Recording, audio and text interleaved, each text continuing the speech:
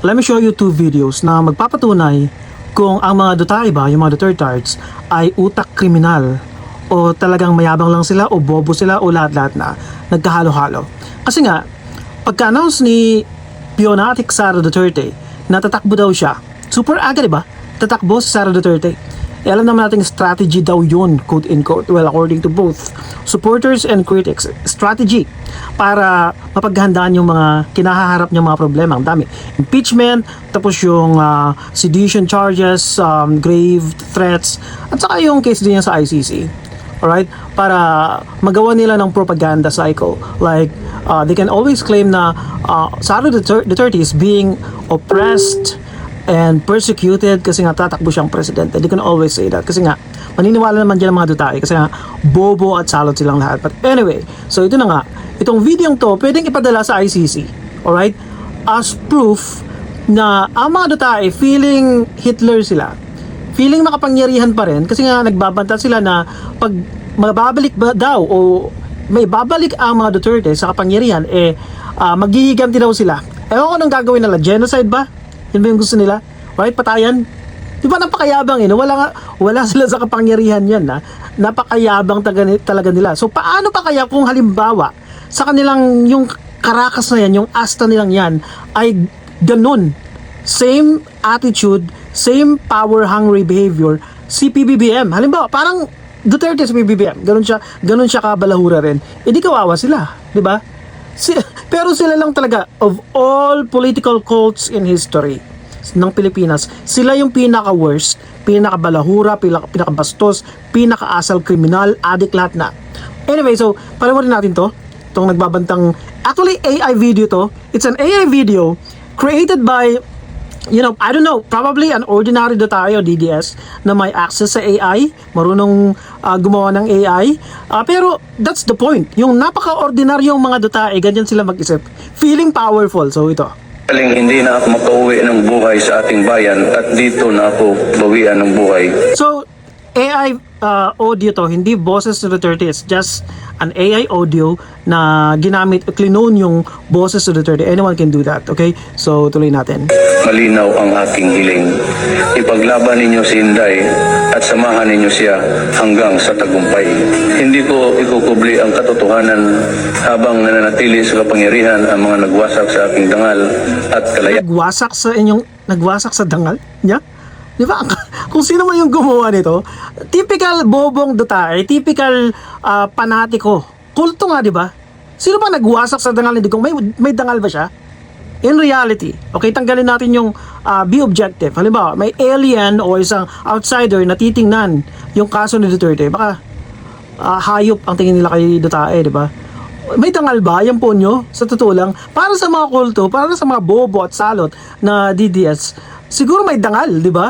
Anong dangal yung mamamatay tao, isang manyakis, isang psychopath, isang magnanakaw, isang traidor, puppet ng China, yung bully, pero nakahanap siya ng bigger bully na si Xi Jinping. Ganun yung psychology ng bully, di ba? Pag nakaharap ng bigger bully, magiging asliker yan. Ganun siya. Anong dangal? Saan ang dangal doon? Nag-iisip ba kayo mga Duterte kayo? Wala akong pag-asang makabalik ng ligtas sa Pilipinas. Kaya buong lakas kong iniiwan kay Inday ang responsibilidad na ituloy ang laban. Siya ang tatayo para sa bayan. So again, ito hindi totoong utak ni Digong yung utak to ng isang bobong Duterte. Okay na, nagsulat lang, nilagay yung prompt, okay? So yun yung lumabas, isang bobong AI voice ni Digongyo. Siya ang maniningil. Maniningil daw, maniningil ang ano. So, gugurgurin nyo lahat ang mga target list nyo, ganun ba yun? So, ang mangyayari, mawawalan na naman sila. Halimbawa lang yung dream kasi ng mga DDS ay magkaroon ng civil war. Okay, what's gonna happen, for example, halimbawa lang mananalo si Sara. Hindi ako naniniwala mananalo sa tulong ng China. Alright? So, ang mangyayari, magkakaroon ng malaking kaguluhan kasi gugurgurin nila lahat yung sa tingin nila yung kalaban nila, di ba? It's either kakasuhan o bigla na lang mamamatay. So, pagkatapos na naman ang mangyayari, it's gonna be a cycle of unending killings. Walang mangyayari sa Pinas dahil sa mga Duterte to. Sa tingin nyo ba, halimbawa, it's either mapapatalsik si Sara, may tutulong na international community, yung mga allies ng Philippines, para patalsikin siya. Okay? Kasi tinulungan siya ng China I'm not gonna say USA, pero Western power is gonna help out with, for example, the ouster of Sara. Kasi nga, magsisimula silang magpapatay genocide na Papayag ba? Hindi papayag. So, ganun din ang ending. Parang nilublob niyo yung sarili niyo, pinakita niyo lang na lahat kayo siraulong panatiko, mga kriminal, utak kriminal nga, utak traidor, utak lahat na. Pinaka-worst. Kaya sabi ko dati latak. Pero yung latak na to, milyones pa rin, di ba? Aminin natin, milyones pa rin yung naniniwala. Pero may leveling nga. Yung pinaka-worst, yung isang sa gumawa nito, isa sa pinaka-worst na pinaka-psychopath. Diba? So sisingil daw sila. Ang papanagot sa lahat ng may sala sa aking pagkakakulong. So ipadala na to sa ICC. Kung sakaling hindi na ako makauwi Baka pati yung mga, ano ba, maging presidente, halimbawa lang and I don't believe it, mangyari yun. So ipagugurgur din nila lahat yung mga judges ng ICC. Diba? Dapat malinaw. So ito pa yung isa. Itong si Kumi Kumi na isang komunista. 'Di ba? Asal komunista to, asal NPA kasi nakapagkaalyado nga siya kay ano to, yung NPA leader si Joe Masison yung paramilitary group daw na bubuuin nila ng NPA, parang Hitler Youth.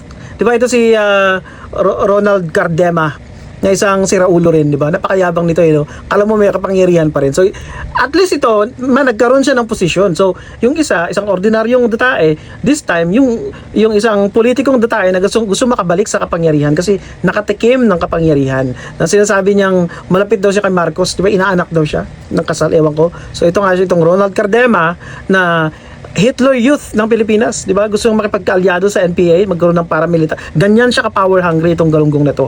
Bobo na, salot pa. Ay, Chairman Ronald Cardema po ng Duterte Chairman, Party ano ka, Chairman Mau? List at nag-announce na ang ating pangpangulo, pangalawang pangulo at ating pangpangulo, susunod na pangulo, Sara Duterte, na siya po ngayong unang araw ng Year of the Horse, kanyang taon. Nag-announce siya na siya itatakbo bilang ating susunod na pangulo ng Pilipinas. Napakalakas na nga niya ngayon. Nalakas? At sa inyong suporta, dahil sa inyong suporta, lalo pa siyang lalakas. Suporta ng mga bobo. At alam niyo, masabi natin, ang ina, Yan na naman yung tangina niya. nagpahirap sa mga Duterte. Oh, anong gagawin nyo? Ang Papatayin mga nyo? Duterte nagdala ng tunay na pagbabago sa Pilipinas, nilabanan Anong klaseng pagbabago? ng mga Bobo.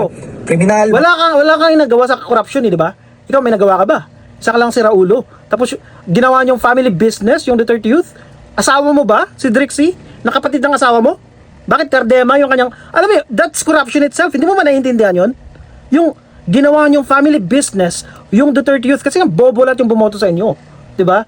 Tapos dahil overage na kayo mag-asawa, more than 30 plus years old na kayo, ginawa mong representative yung kapatid ng asawa mo, di ba? Ni Lucel, ng asawa mo, si Drixie. Kapatid niya, ginawa niyong representative at Cardema rin yung apelyido para mabudol yung mga DDS, yung mga bobong botante. Mga drogista, mga teroristang NPA. Actually, kayo yun Ikaw yung nagkipagkaalyado kay Joe Masison. Magkaroon ng paramilitary group.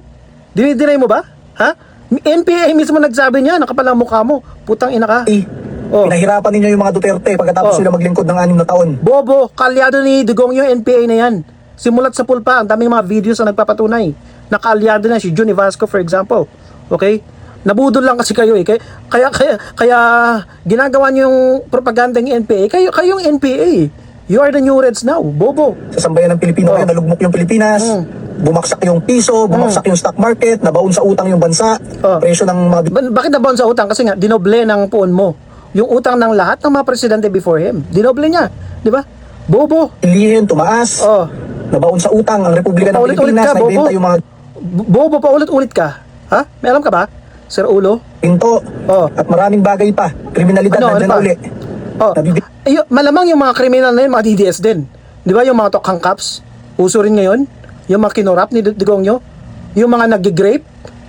I-check natin, mga DDS yung mga yun. Pustahan tayo. Biktima, mga inosenteng Pilipino. Pero anong nirarally? Anong mga nirereklamo ng katulad din na Father Flavi na nag-addict rin naman? Ang nirereklamo, yung mga... Mukha kang addict din Ha? Mukha kang addict. May nagawa ba?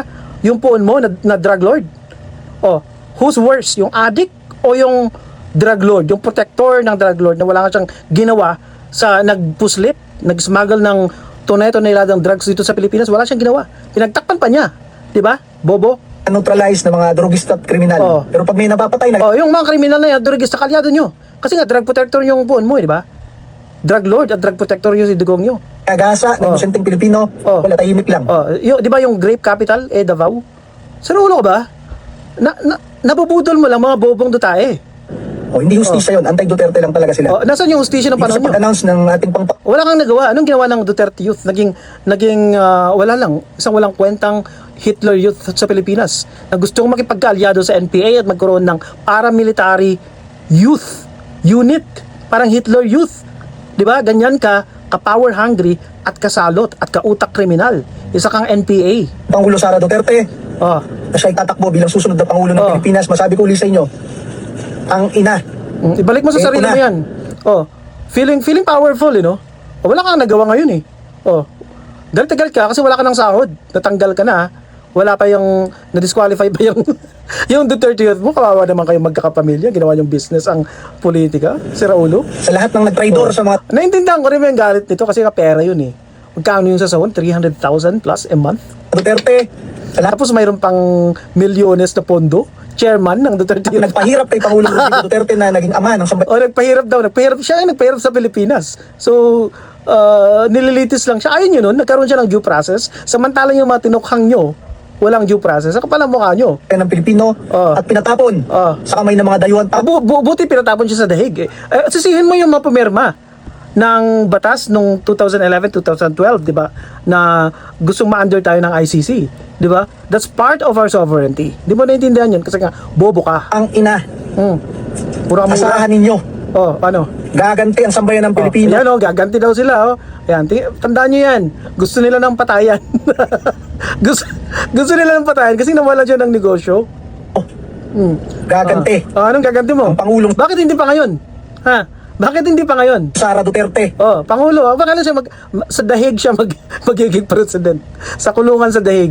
Tandaan mo yan. Ha? Tandaan mo yan. Sa inyong lahat na tumarantado sa bansa, tumarantado Anong gagawin mo? Papatayin mo? At is that a threat? Papatayin mo? sa kanilang pamilya. Isama mo yung sarili mo. Isa ka sa kumita at tumarantado sa bansa. Sira ulo. Tumarantado sa sambayan ng Pilipino. Iyak ka na. Wala na? Yun lang. So yun, gusto nilang patayan Galit. Naintindihan ko rin naman to kasi ang laki nang nawala sa negosyo nila. Nabubuhay sila sa pera ng taxpayer. So, itong galunggong na to. So yun yung gusto ng mga dutae. Patayan, walang tigil na patayan. So, yun yung gusto nyo. So, doon tayo. Pero feeling powerful pa rin kayo. Hindi ko maintindihan yung mga ordinary DDS. Feeling Davao Death Squad members kayo? Ha? Yayaman ba kayo? Yaman ba kayo ng panahon ni Digongyo? Hindi naman, di ba? Hindi naman umunlad yung buhay nyo. Buti pa to, di ba? Kumita. Kaya galit na galit siya. Itong Cardema na to na addict at NPA colleague.